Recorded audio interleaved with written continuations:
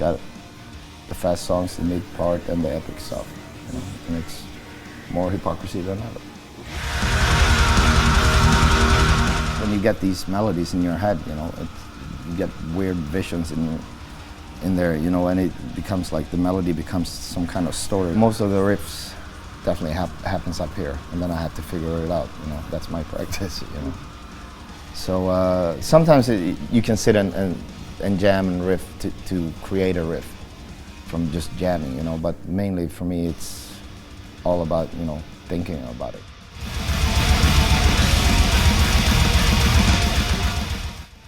Sometimes you have to compromise a little bit, you know, because when you try to figure it out on the guitar and it's like doesn't fit with your brain, and then you have to stop with the guitar because otherwise you're going to change what you have in your head, you know. So it's sometimes you have to sit like, okay, that's got to be G, F, and, you know, and things like that, and then you try it once and it's like, oh no, that was wrong, and then you have to go back and like, otherwise you lose the thing there. I've done that a couple of times and that sucks.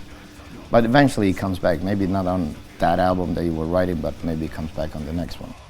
The song that Lars did, we actually sat down in the studio with a lot of beers and we just started throwing out riffs, you know, and mainly he was just giving me the riffs he had, you know, saved, and I just started to puzzle them together into a song.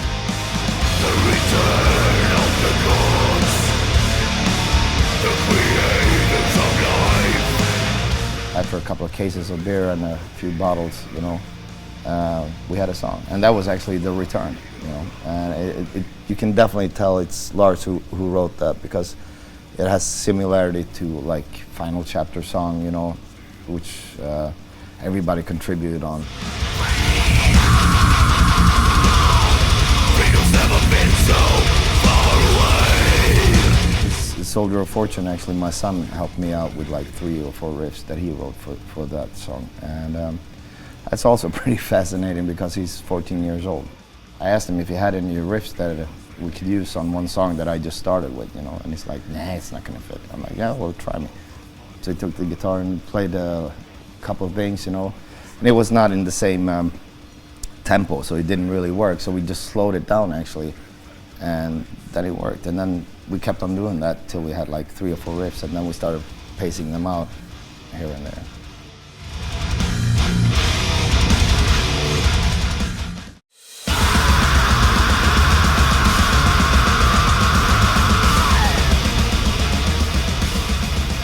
It's a little bit more like back to Osculum, Obscenum thing, you know,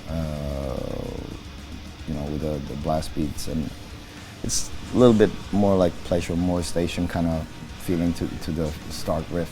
All the riffs are less notes, but still I think it makes it even more catchier, you know, when you do that as well.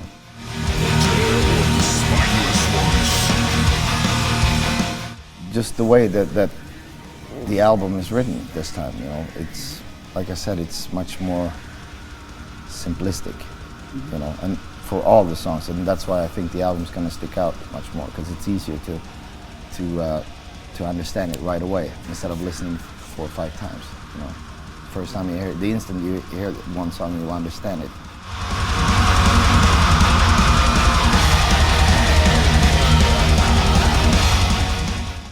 When it's fast, it's fast. When it's heavy, you know.